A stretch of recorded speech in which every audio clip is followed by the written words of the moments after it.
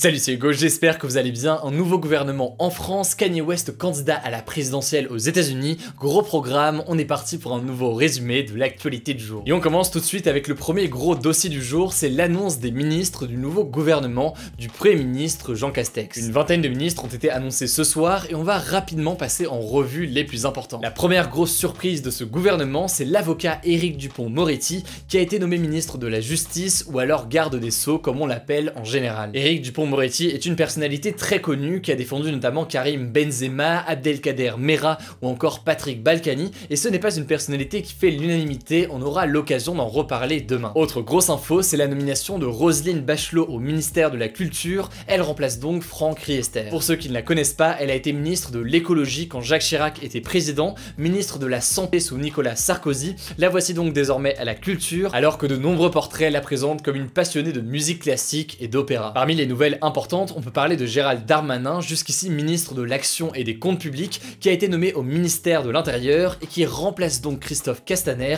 en tant que personne en charge notamment de la sécurité au sein du pays. Autre changement important, c'est le départ de Sibeth Ndiaye, jusqu'ici porte-parole du gouvernement. Elle a été remplacée par Gabriel Attal, qui était jusqu'ici avec Jean-Michel Blanquer en charge de l'éducation nationale et de la jeunesse. Enfin, très rapidement, dernier changement majeur, Marlène Schiappa n'est plus en charge de l'égalité entre les femmes et les hommes, elle est désormais ministre déléguée auprès du ministre de l'Intérieur chargé de la citoyenneté. Alors en l'occurrence, la formulation est assez floue, on verra concrètement ce qu'il en est dans les jours à venir. Ça c'est pour les changements majeurs, mais il y a aussi des maintiens, on peut citer notamment Jean-Michel Blanquer qui reste à l'éducation nationale, Bruno Le Maire à l'économie ou encore Olivier Véran à la santé. Ça c'est donc pour ce qui est des ministres, mais dans un gouvernement, il y a aussi en général ce que l'on appelle des secrétaires d'État. Hiérarchiquement, en gros, ils sont en dessous des ministres et eux, en l'occurrence, ils seront annoncés mercredi. Bref, là je vous ai résumé les grands changements principaux, mais logiquement il y en a eu d'autres, et si ça vous intéresse, je vous mets un lien directement en description. Autre sujet dont je voulais vous parler aujourd'hui, c'est de nouvelles études sur la façon dont se transmet le coronavirus. Dans une lettre, 239 chercheurs du monde entier ont alerté l'Organisation mondiale de la santé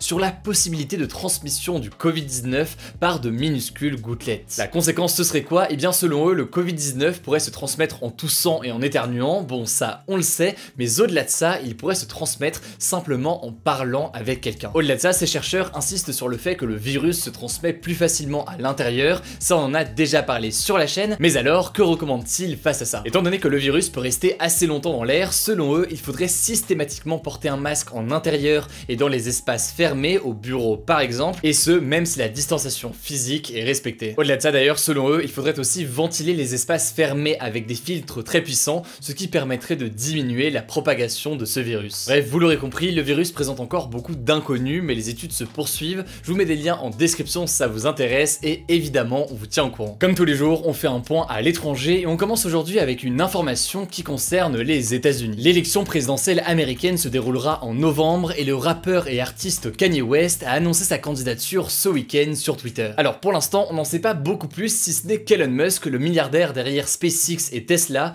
a affirmé son soutien complet sur Twitter. Mais alors concrètement, s'il confirme sa candidature, est-ce qu'il peut remporter cette élection? Déjà, Kanye West va rencontrer une première difficulté, le système américain est fondé sur ce que l'on appelle le bipartisme. En gros, il y a d'un côté les républicains, représentés en l'occurrence par Donald Trump, que le rappeur d'ailleurs soutenait pendant un moment, et de l'autre côté, il y a les démocrates, représentés par Joe Biden pour cette élection. Logiquement, Kanye West ne fait partie d'aucun des deux, donc il devra se présenter en tant que candidat indépendant, et la dernière élection d'un candidat indépendant aux États-Unis remonte à George Washington, c'était en 1789. Plus sérieusement donc, le fait d'être ni du parti démocrate ni du parti républicain rend les choses assez compliquées pour le rappeur. Ensuite, la deuxième difficulté, c'est qu'il est déjà trop tard pour déposer sa candidature dans 6 états, dont le Texas et New York. La conséquence c'est quoi? Eh bien dans ces états, les électeurs devront écrire son nom sur un bulletin pour pouvoir voter pour lui, ce qui est logiquement moins évident qu'un bulletin plus classique. Enfin, dernière difficulté, Kanye West doit obtenir assez de signatures pour être reconnu candidat,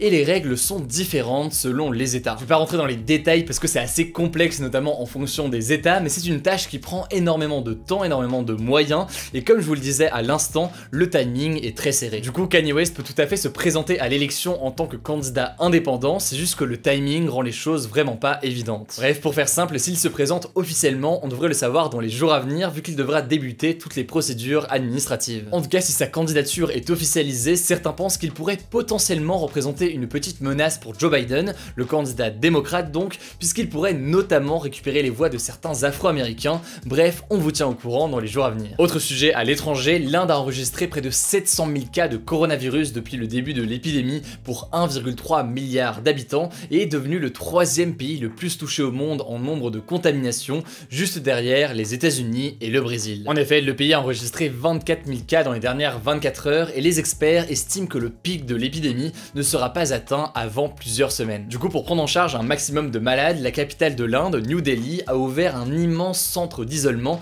qui peut accueillir 10 000 lits dans un hall qui est normalement destiné aux rassemblements religieux. Certaines villes ont également mis en place des mesures de reconfinement et le Taj Mahal, le lieu le plus visité en Inde, est fermé depuis mi-mars. Bref, ça faisait plusieurs mois qu'on vous parlait de la situation potentiellement critique en Inde et c'est désormais le cas, donc évidemment on vous tient au courant dans les jours à venir. Enfin, dernier sujet à l'étranger, et cette fois-ci on part aux Pays-Bas où le sexe des personnes ne sera plus mentionné sur la carte d'identité à partir de 2024. Cette initiative vient en fait du gouvernement qui a jugé inutile d'inscrire le genre des citoyens, c'est-à-dire donc le sexe auquel on s'identifie, sur leur carte d'identité. En gros, selon lui, chaque individu doit pouvoir façonner sa propre identité et la vivre en toute liberté et en toute sécurité. Ce qu'il faut savoir, c'est que les Pays-Bas ne sont pas le premier État membre de l'Union européenne à avoir une carte d'identité où le sexe n'est pas inscrit, puisque c'est déjà le cas en Allemagne depuis 2013 par exemple. En France, vous le savez très probablement, les papiers d'identité mentionnent le genre masculin et féminin, et il n'est pas question pour le moment d'enlever cette mention des papiers d'identité, ou encore de rajouter une mention sexe neutre par exemple pour les personnes qui ne s'identifient ni homme ni femme. Bref, c'est un sujet qui est complexe avec beaucoup d'idées reçues et pas forcément facile à traiter en une actualité comme ça, mais si vous voulez plus d'informations, je vous mets des liens en description,